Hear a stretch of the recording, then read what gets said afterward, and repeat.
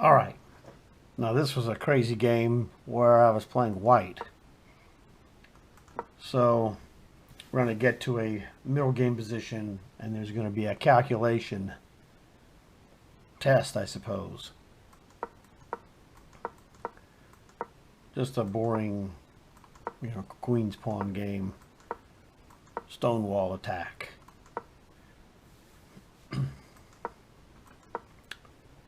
Kind of gone a little bizarre. I don't know, computer doesn't like queen to e2 for some reason. Who cares? I'm not here to pacify the computer. Just solid. Get your pieces out there, castle your king, and then see what comes up. So he wants to make a play in the center with d5. Pretty solid move. So I'm like, okay. You've seen my videos. I'm that kind of guy. I'm that kind of guy that wants to exchange on d5 and then shove that pawn forward on e5. That's how I roll. So I do that because it's kind of inconvenient, and see how he goes from there. Technically speaking, I suppose I really could play e6 and try to really mess up his business. I didn't do that. I'm just looking at it now going, maybe I should have done that. Well, I liked f5, and actually I remember the computer looked at it and said f5 was really strong also. So, tomato, tomato.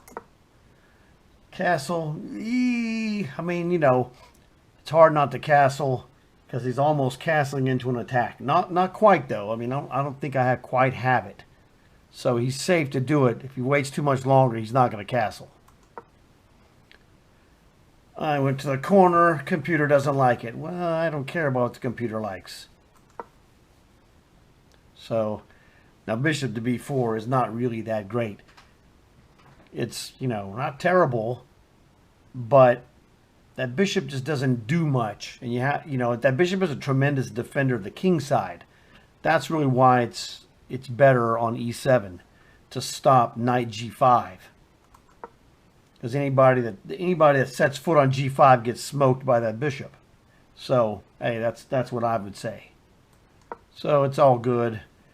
See, now he's asking for it, really. He's asking for me to move that knight from d2 and then play a3 and win his bishop. If he's not careful. Okay. He was actually pretty careful. c4 isn't a terrific move, but it is when he gets to attack my bishop and free up his bishop again. So I mean, it's pretty solid. He's getting in danger of not being safe because he hasn't. He's castled, but he doesn't have any guys out defending. He's got really nobody in the vicinity of his king. His queen can get there, but that's it. So, and that's not really that good either. Now, every move the computer thinks f6 is just crushing beyond belief. But in a game in 3 minutes, it's a little hard. You don't have the time you need to really take care of business. So that's why all these moves are going to say, question, is it's f6. Everything is f6. The computer's in love with f6. And it's really strong. But, man, you got to calculate it, man. It gets old. So, okay, you play f6. I'll just go bishop to h4. He's not going to play f takes e5 because now I'm going to play d takes e5, and now I'll just roll those, right down his throat. Oh, well, I guess he did take it. Shows you what I know. So, yeah, it's not good. This guy's drifting big time. So, again, look at it. He's got 3 pieces in the upper left-hand corner doing nothing. I have 1 rook that's doing nothing. The other rook is ready, to potentially do something. Again, this is not a bad move, really, by white. It's just that the computer says f6 is just crushing. So, rook a d1, solid move. Oh my God! Don't push those a4. This guy's he's not moving his pieces. He's moving these pawns that he's moved. It's not good. Go back into the corner. He's stuck now on a5. That bishop is out of the game essentially. So he's got 1 bishop moved out of the game. 3 of them haven't even gotten into the game. You're asking for trouble, brother. So, again, this is dubious question exclamation, because the computer keeps showing you F6, F6, F6. It's a good move, man, but you got a lot of calculations in there, and it's hard to do in a short time. So this is one of those things where I say, is F6 the best move? Yes, it's the best move.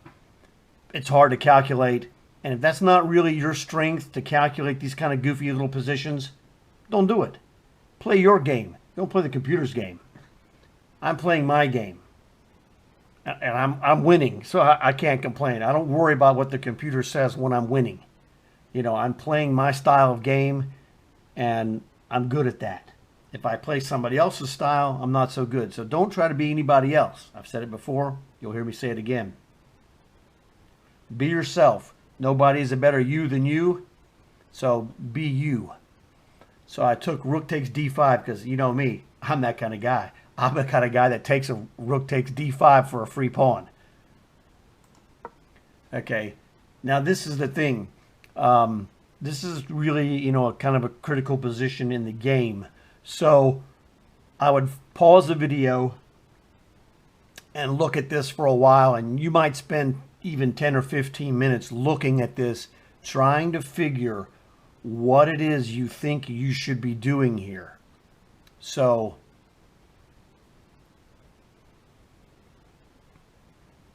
okay, if you pause the video, then you're back, and I'm here. So here's what I did. The thing is that bishop to b7 looks like a strong move, and normally it would be, putting that bishop on that long diagonal, which is half open, but problem is there's something, this queen is weak. So rook d8, and the computer said I was correct. This is the right move. So I played this move. The computer thought it was killer. You look at it. The problem he has is, where does he go? F7, that doesn't do anything. I'm just going to shove e6 on him. So that didn't gain him much. And that's the problem. H5, it doesn't do anything. So he's got problems. No matter where he puts his queen, he's going to have troubles. I mean, I'm threatening to just, let's say queen h5, and I'm threatening to do, well, I'm just threatening to do this. e6, followed by e7. Well, I guess the computer doesn't like that, but you can always do it this way. Rook takes rook, king takes e7, queen could take c4 as well. I mean, it's nasty stuff. It's because black's pieces are not developed, and that's what's killing him. So rook d8 was the correct move.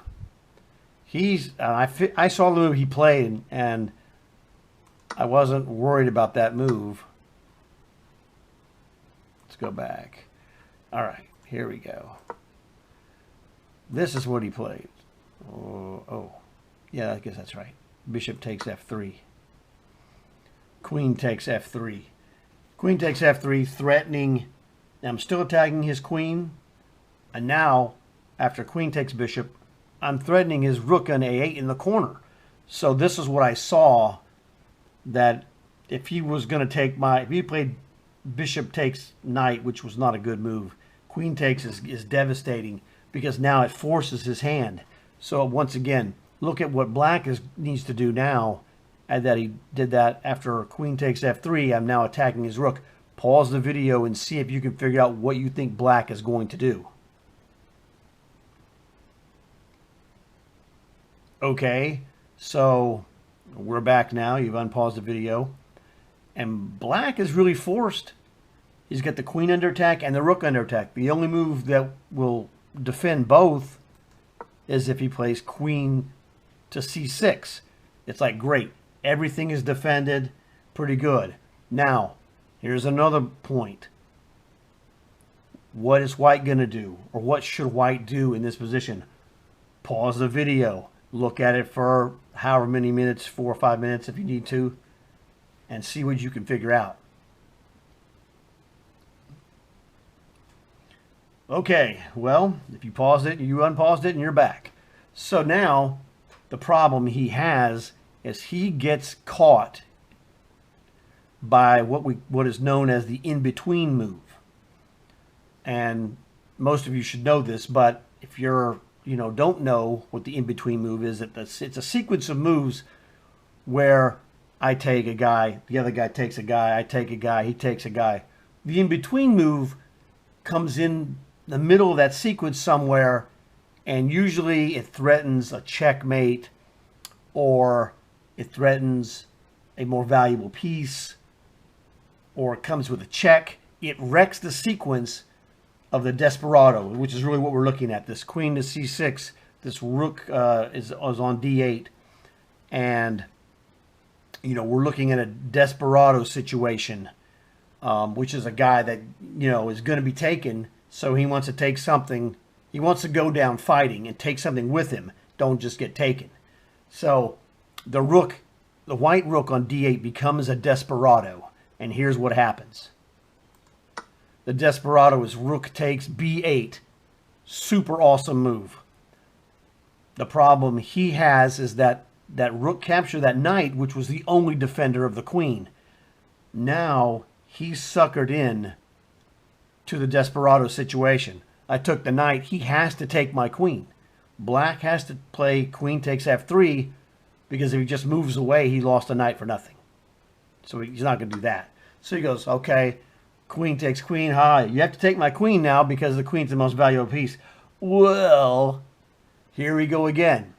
This is the Desperado situation. Pause the video. Find the winning move for white. And we're back.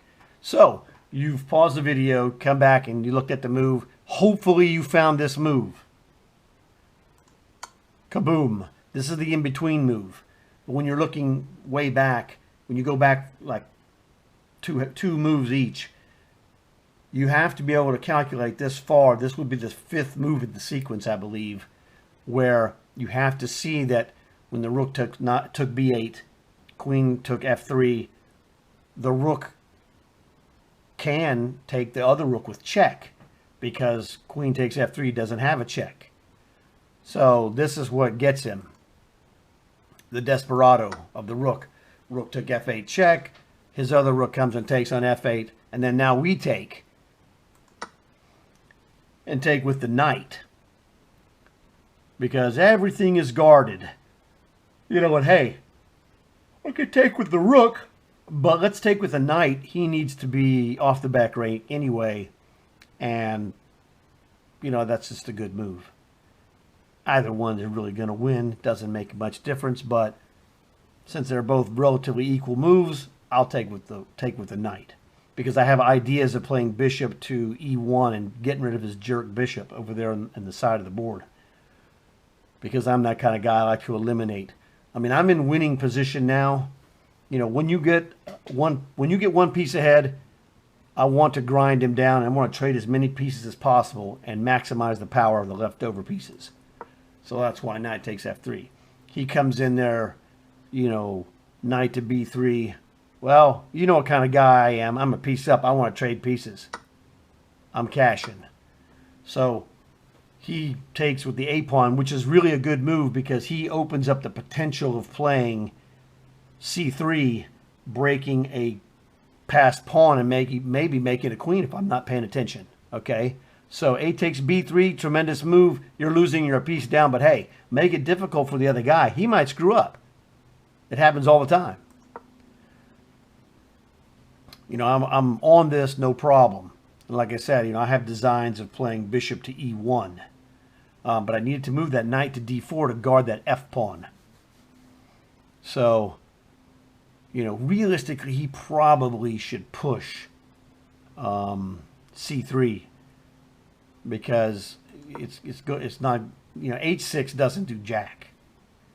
h6 just tells me, hey, bishop to e1, I was telling you, I had this idea anyway.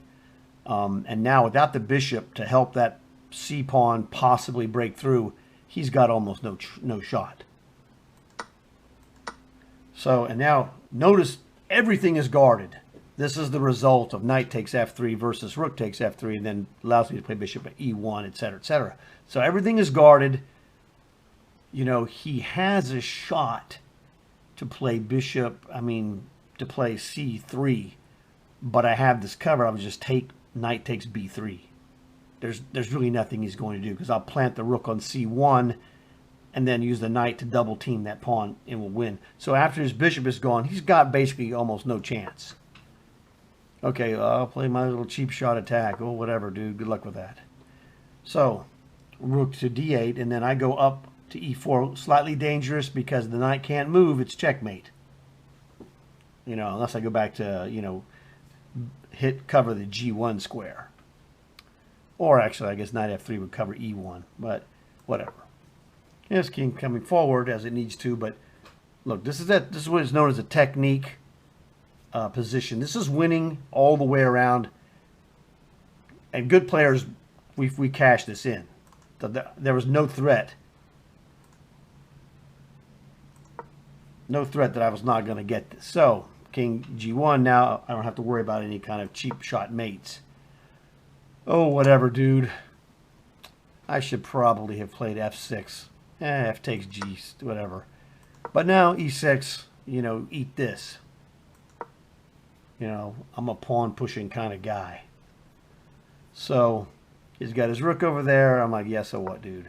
e7, your rook doesn't move. So, that's all good. I mean, I'm threatening to play knight b5 and knight d6. So I don't even care about that. I'm perfectly willing to trade rook and pawn for his rook. I got a knight. I got this in the bag. So, king f2. Well, I don't know. He probably should have played, yeah, computer says c3 is the move. It will fail, but it's a shot. Rook takes e7, that just loses.